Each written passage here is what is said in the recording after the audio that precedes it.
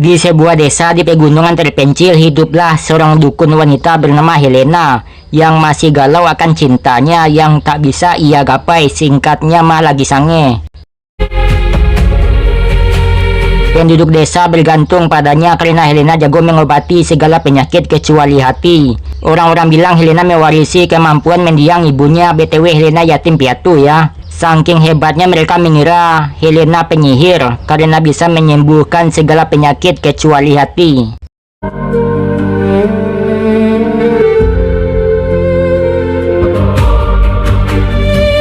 Dia juga tahu orang yang gak bisa hamidun. Dengan sedikit sentuhan dan mantranya ia bisa buat wanita itu ngisi. Helena juga memperingati suami si wanita tersebut untuk tidak boleh icilik terlebih dahulu karena kehamilannya yang rentan. Lalu kalau mau icilik sama siapa? Sama saya aja lah. Tuwing umaga at paglubog ng araw. Malamnya datang teman baik Helena bernama Andi, membawakan buah-buahan yang ia colong di kebun orang. Ayah Andi dan mendiang ayah Helena teman dekat, makanya ayah Andi meminta Andi buat selalu menjaga Helena yang manja-manja ahai itu. Palabiro talaga tatay mo, no? Amat, maayos naman ako palagi.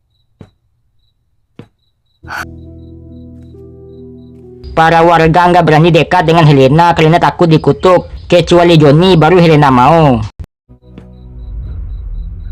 Seorang pemuda pergi ke rumah Helena minta diobati perut dan pinggangnya. Modus ini mah ya.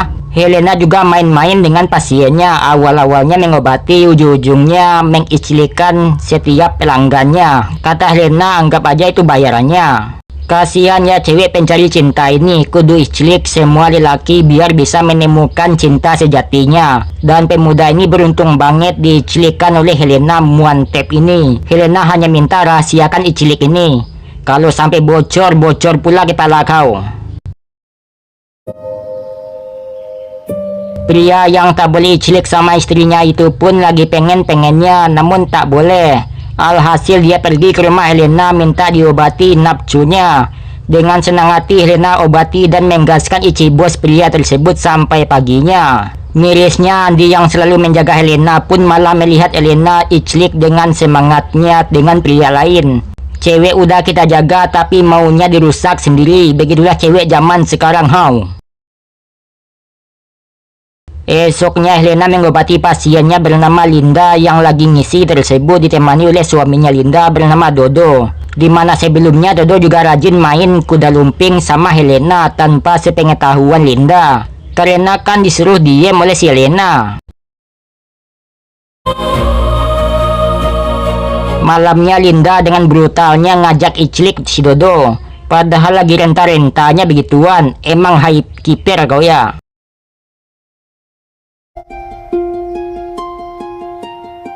Pemuda itu datang lagi modus perutnya sakit demi minta Helena memeriksanya. Dengan senang hati Helena tanpa basa-basi langsung sikat isi bos pemuda tersebut dengan ganasnya. Lagi-lagi beruntung ya kau ya. Selesai cilik Nandi datang, dia marah dan kecewa pada Helena. Kenapa Helena begitu? Apa Andi jelek? Andi juga mau dicilik Helena, tolonglah yang ngertiin. Kasihan dengan temanya ini, Helena yang baik pun juga ingin berbagi dan adu mekanik dengan Andi dengan penuh cinta, tapi bohong. Karena Andi masih pria sejati, nggak mau menyakiti Helena dan memilih pergi gitu aja. Ah, sayang sekali bosku, padahal Helena sudah siap. Ano ka pa? Mama. Linda yang sangean terpeleset di WC hingga perutnya kesakitan. Dodo kepanikan takut nggak jadi ayah. Helena segera memeriksa dan maafnya calon tentaranya telah keguguran. Dodo fangsat di tengah istrinya diobati, dia malah ke anjing menjilat bunga mawar Helena. Kemudian mereka icilik di bawah meja dan Linda pura-pura nggak lihat ah. Akhirnya kebusukan dukun Cabuel Helena pun ketahuan warga. Linda akhirnya tewas saking kecewanya dan Helena pun menangis ah. Helena nangis karena belum klimaks saat itu. Helena nangis bukan karena salah tapi karena ketahuan. Seperti kebanyakan cewek nangis karena ketahuan. Dan bodohnya pria masih aja menghibur wanita nggak jelas ini. Andi ngajak Helena pindah ke kota tinggal bersamanya dan ayahnya. Nanti ayah kau digasnya macam mana? Helena masih nggak bisa pergi karena ini kampung halamannya dan Andi masih setia padanya. Menjaga dan menafkahinya memang badut kau ya. Kung may dapat kang gawin, ako na mo.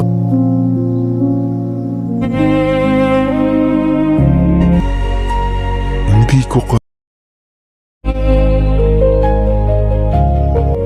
Pulang nyari kayu, dua pemuda yang udah lama menahan pun nekat icelik Helena. Bareng-bareng dengan tema paksa.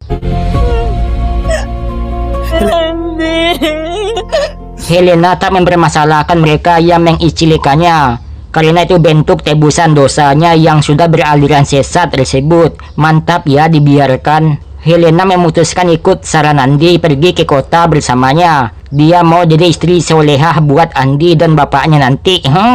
Sebelum pergi ke kota, Helena mempersembahkan serabinya buat Andi gaskan. Di tengah kelilingi api unggun. Lalu iclik dengan romantis. Dan film pun tamat dengan Ichi bosnya yang happy ending. Nantikan season keduanya ya teman-teman. Jangan lupa subscribe.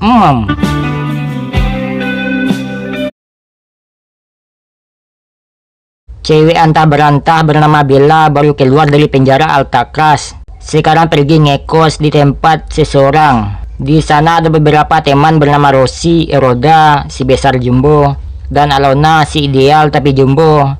Kamarnya bersebelahan dengan Alona.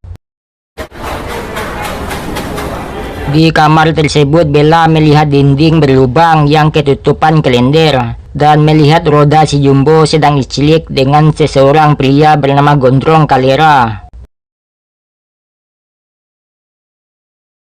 Esoknya Bella sarapan pagi dengan gorengan berminyak. Di sana juga ada Alona yang sudah sarapan minyak. Mereka cukup akrab dan kedepannya mau lebih dekat. Di kos Bella meminta Roda menutup dinding berlubangnya. Karena banyak tikus larinya ke dia. Dia sudah tutup bagiannya. Sekarang bagian Roda yang tutup. Roda nggak mau diatur-atur dan meminta Bella untuk membiasakan dirinya dengan tikus koruptor tersebut.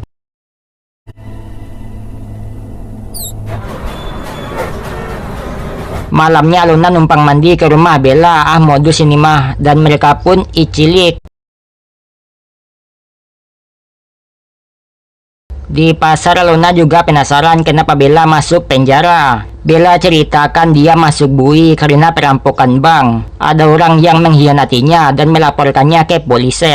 Si botak bernama Rico adalah bos perhiasan membuka toko emas. Dia dan Gondrong adalah ante-ante asing juga menjual emas palsu. Pokoknya tokonya nggak amanah lah ya. Kahapon sarado pero mamaya... Sino kaibigan? Yung kapitbahay. Tak lama Alona datang menemui pacar uangnya itu Rico. Lalu mereka pun icilik di kantor. Alona minta bebeknya pekerjakan Bella. Rico melihat Bella merasa pernah melihatnya, tapi di mana ya anjing? Dan merasa pernah ketemu dengannya, tapi di mana ya? Malamnya Alona kasih tontonan buat Bella dari kamar bolongnya. Alona membuat Bella jadi liar dan makin suka icilik. Hingga Roda dan si Gondrong mulai kebingungan melihat tingkahnya yang makin hari makin aneh aja. Kamar Alona cukup luas dan mewah, ada lenteranya juga. Betah nih gue di sini, kata Bella. Namanya juga Alona, anggun, cantik, manis dan mempesona, boba besar pula. Buksan mo. May dumating sa akin. Di tengah icilik, Rico malah datang. Bella sembunyi sama tikus. Rico dapat kabar Alona makin dekat dan bersama terus sama Bella. Itu membuat Rico cemburu. Alona bilang itu cuma berita hoak, jangan percaya ya botak. Sino nagsabi? Fake news yan. Bella takut ketahuan hubungan ini, tapi Alona terus meyakinkan, nggak apa-apa kok, gencana. Ayo kita kokop dari belakang dinding. Di kafe Alona curhat dia yang kesulitan menghadapi Rico yang kejam. Dan alasannya nggak mau pisah darinya adalah karena Rico menafkahinya selama ini. Dari bebannya kecil hingga sebesar ini. Itu berkat kebaikan Rico padanya. Sejujurnya Alona ingin pergi dari Rico, namun ia tak kuat melawannya. Dan memilih bertahan, entah sampai kapan. Bobaku sudah sebesar ini, mau sampai kapan? Rico mulai wawancara si Bella kerja di toko emasnya. Bella pernah kuliah administrasi dan jika diterima ia akan rajin bekerja. Rico menegaskan dia orang yang tegas dan tak suka orang berkhianat. Sebelum membuka toko emas ini dia dulu juga karyawan. Karyawan di sebuah bank bernama Del Toro. Bank Del Toro. Bank itu telah tutup dikarenakan perampokan. Di jalan pulang Bella ngasih tahu Alona Bank Del Toro itulah yang ia rampok tersebut. Tak menyangka banknya tutup karena dirinya. Walau dia tidak tahu siapa otaknya, dia tahu itu pasti kerjaan orang dalam. Salah satu karyawan yang memimpin perampokannya. Dan Bella cuma dapat anginnya dan gak dapat uang, malah dipenjara. Setelah diselidiki barulah Rico menyadari itu si Bella, si hama kecil. Rico hanya bilang ke Alona dia punya firasat buruk tentang Bella dan tidak ingin memperkerjakannya. Dan juga Alona harus menjauh darinya. Jangan berteman dengan si kecil itu. Alona udah gak kuat lagi bersama Rico dan mau pergi dari hidupnya dan meminta bantuan si Bella. Bella minta Alona tetap santai, bro, santai. Kita ketemu di kantor Rico. Diba? Pero hindi pa tayo sigurado. Rico segera menyembunyikan uang 500 juta peso. Takut dirampok oleh si Bella dan meminta si Gondrong sembunyikan uangnya. Saan mo itatago yan, boss? Rico mencari si Bella tersebut dan menemukan ada lubang di dinding. Selama ini Alona dan Bella main-main dengannya. Apa rencana kalian, ha?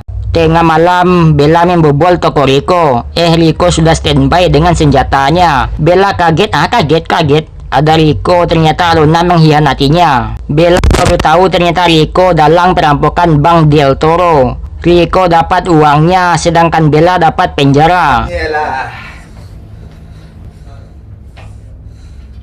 Si botaga lain menyuruh Bella bejekan Ichi bosnya. Bella langsung laksanakan lalu menggigit Ichi bos dan kabur. Bella sembunyi di pasar Loa. Gondrong menelpon Rico, mengabari uangnya yang dititipkan padanya diambil oleh si Alona. Si Gondrong tergoda boba dan terbuai kebesarannya hingga begitulah kejadiannya.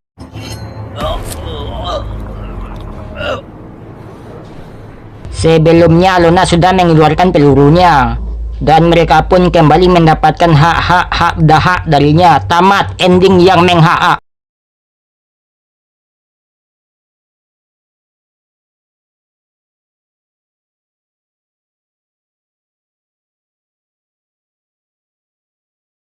Seorang bapak-bapak agak putih bernama Miling memvideokan anaknya bernama Rexy bersama anak-anak tetangga. Rexy nampaknya kurang suka dengan ayahnya. Saat Miling di kamar, tiba-tiba seseorang masuk dan menembaknya. Anak po siya ni Sir Miling, pero Sige, salamat ho.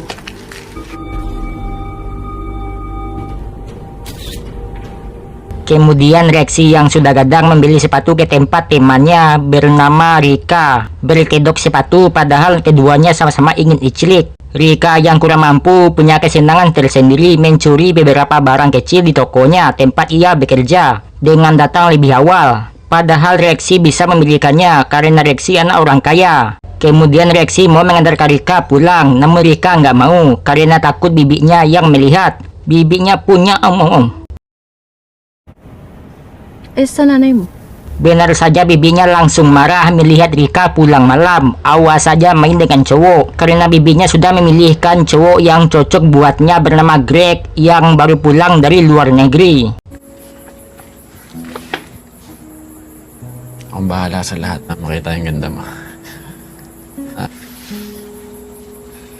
Di sisi lain Rek main icilik dengan anak paman DPR bernama Elis. Tiba-tiba polisi datang menangkap Rek dengan dugaan pemukulan. Rek bilang dialah korbannya dan mereka yang memulai duluan, makanya dia juga pukul. Namun Rek punya 3 catatan penganiayaan sebelumnya. Semua kasusnya sudah dibereskan oleh ayah tirinya di Amerika. Karena kan ibunya nikah lagi kan sama Om Bule Ambrik. Kebetulan Pak Budi menangani kasus kematian ayah kandungnya Rek, yaitu Miling. Pak Budi ingin bicara dengannya. Pak Budi menanyakan apa Rek tahu ayahnya meninggoy. Rek sih nggak tahu karena udah lama tidak bicara dengan ayahnya. Tapi Pak Budi ada HP Miling yang dimana Rexy dan ayahnya saling bicara di telepon bahkan kirim pesan. Pak Budi curiga Reksi membunuh ayahnya supaya bisa menguasai harta ayahnya tersebut. Karena selama ini ayahnya lah yang membiayainya, bahkan pindah rumahnya. Mukhang alagang-alaga. Reksi tetap bilang bukan dia pembunuhnya. Kalau dia mau melakukan itu, sudah lama ia lakukan. Jadi bukan Ani bukan saya, Pak. Namun Pak Budi merasa yakin Reksi pelakunya. Ayan. Tak lama Elis datang, Reksi langsung bilang dia dan Elis bersama di malam kejadian itu. Mana mungkin dia pelakunya. Tapi Elis bilang tidak, tidak bersama Reksi malam itu. Nah lo kan. Sementara itu Rika si pencuri ketahuan oleh bosnya mencuri pakaian di tempat kerja dan sudah ada CCTV. Dan karyawan lain juga melapor. Masih aja ngelak kau ya si Bal. Karena sudah ketahuan, Rika memanfaatkan kelemahan laki-laki dengan mengajak Icilik tersebut supaya masalah selesai lah ya. Rika pura-pura jadi korban Icilik bosnya, sehingga dia yang nuntut bosnya balik. Sungguh tipu daya cewek itu luar biasa sekali ya anjay. Kepala polisi minta Budi hentikan tuduhannya pada Reksi. Tapi Budi yakin Reksi pelakunya. Tiba-tiba datang seseorang bernama Nandes mengaku sudah lama sebagai pacar Miling. Dia turut prihatin dengan ini dan bertanya siapa pelakunya Pak Pol. Karena uang Reksi bisa dibebaskan, polisi Putangina ini disuap pakai duit. Keadilan langsung lenyap.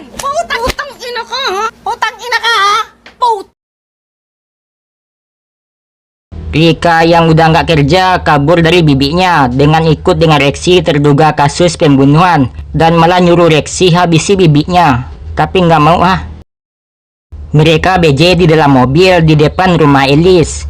Tak lama Elis pun datang. Reksi yang dihianati kesal dengan Elis. Elis bilang dia hanya nggak mau terlibat dan bicara jujur. Lalu tiba-tiba si anak durhaka barulah takut sejadi-jadinya dan menyesal ikut dengannya. Sekarang malah ikut terlibat pembunuhan yang Reksi lakukan. Reksi bilang dia melakukan itu karena Elis yang mengacaukannya hingga tak sengaja menarik pelatuknya. Dan kasus ayahnya dia tetap tidak membunuhnya. Habis marah-marah lalu Icilik. Polisi Budi makin yakin Reksi pelakunya, ditambah perbuatannya barusan pada Elis terekam jelas CCTV. Besar.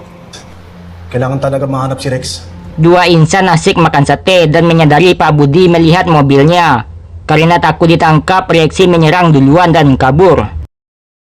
Reksi makin menjadi-jadi membegal duit rakyat yang sedang mencari nafkah untuk keluarganya. Mengambil uang, baju, dan mobilnya buat kabur dan penyamaran.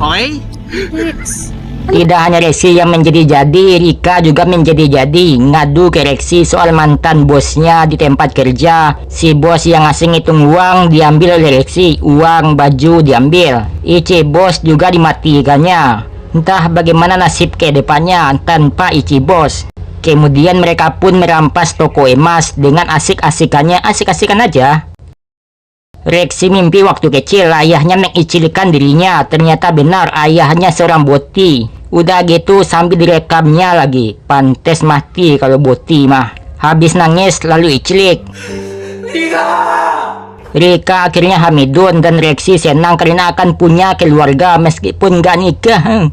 Welcome to Philippines. Meski begitu Rika merasa ini waktunya buat Reksi mencari ibunya. Reksi setuju dan mencari ibunya. Wow.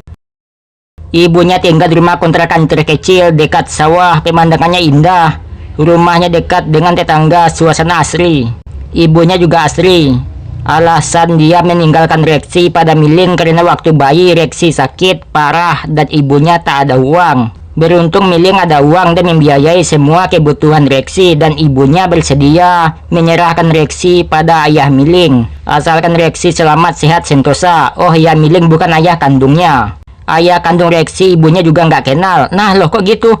Karena Reksi hadir ke dunia ini hanya karena icilik sesaat di sebuah klub waktu itu. Namun ibunya tahu namanya Edward. Rika menunjukkan foto ayahnya Rika, seketika Asri kaget. Karena ayah Rika tersebut juga ayahnya si Reksi. Ternyata Rika dan Reksi adik kakak, satu icilik dari orang Amrik.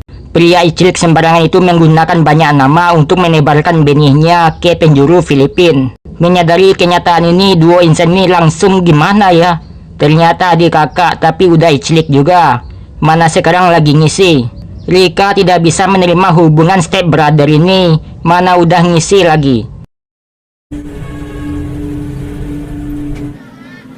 Ano, hindi mo narinig?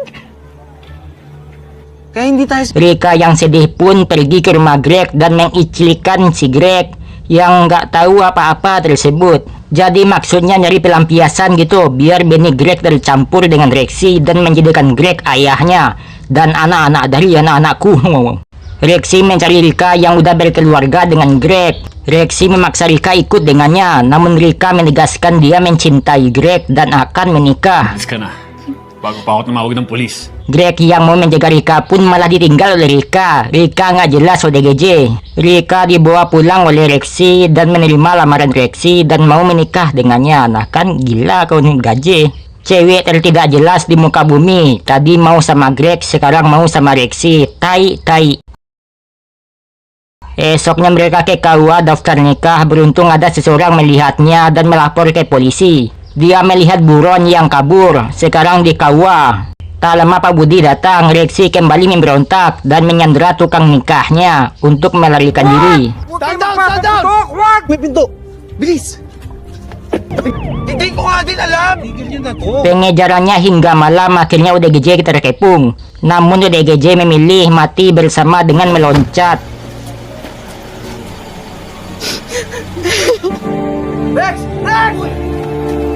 Von pacar Miling mengakui perbuatannya bahwa dia dan Miling selama ini banyak menghabisi anak-anak dan Von lah yang membunuh Miling.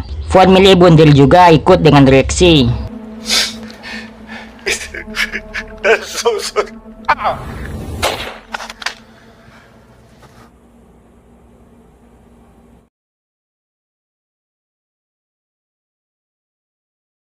Film dibuka dengan ibu kos bule pinggiran bernama Niki yang asik icilik bergantian dengan Kang Kebun bernama Gabo dan seorang pemuda yang ngekos di tempatnya tersebut bernama Mario.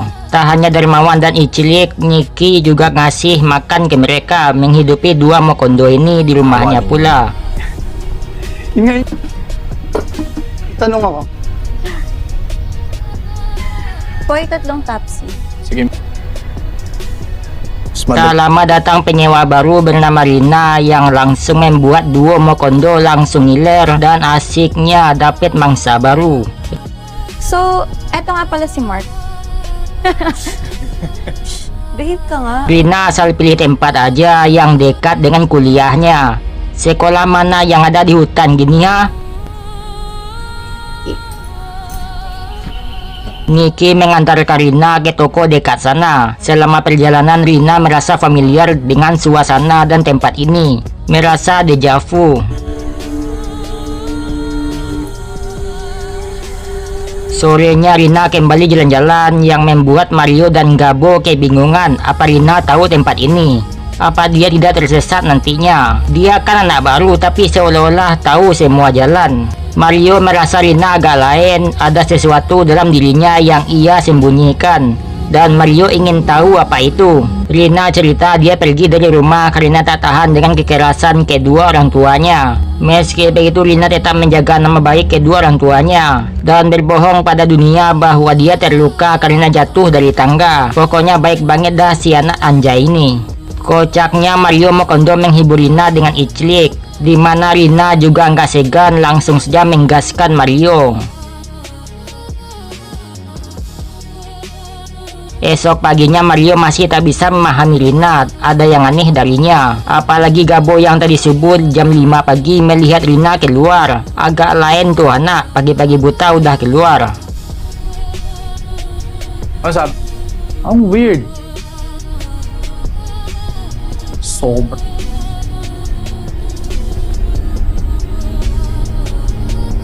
Rina memanggil Niki, ada masalah dengan seklar lampunya. Niki manggil si Gabo nyuruh perbaiki seklar lampunya. Rina nampaknya lagi mancing isi bos si Gabo. Emang agak lain nih bocah.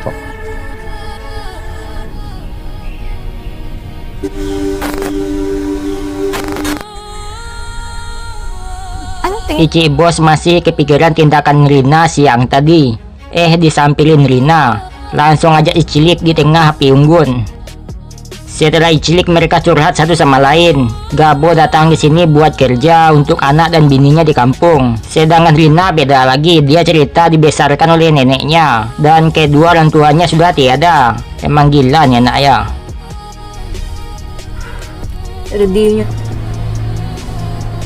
Benar kan orang gila. Akhirnya dia jujur juga pada Niki asal usulnya dari rumah sakit jiwa. Alasannya masuk RSJ karena dia agak lain. Contohnya kalau tidur suka jalan sendiri dan terbangun di tempat-tempat antah berantah. Kadang terbangun dalam bus. Di nakakwento, nakatayo. Kaya nakakonfine ka doon?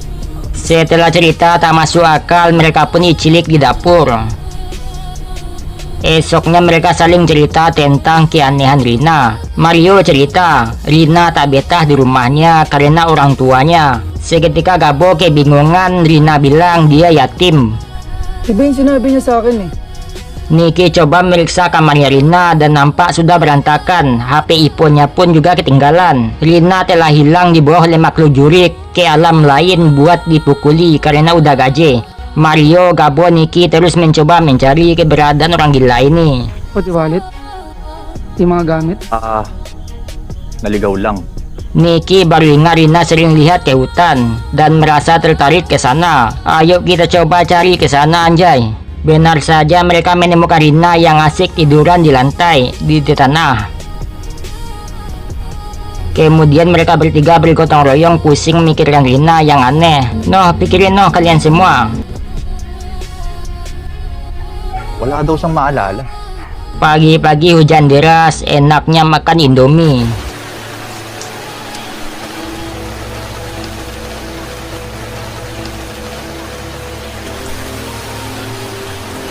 Tiba-tiba bocah itu datang dan malah mandi hujan. Karena udah muak dengan kebingungan ini, kalian juga kan? Mereka pun langsung mengikuti bocah kosong ini. Niat hati cuma penasaran, malah dibunuh oleh Rina, si Mario, Gabo, dan Niki.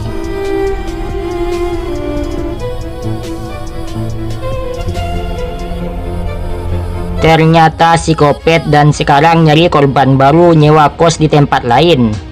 Tamat. Pesan yang bisa kita ambil adalah jangan penasaran sama orang gila. Sekian, terima kasih, bye.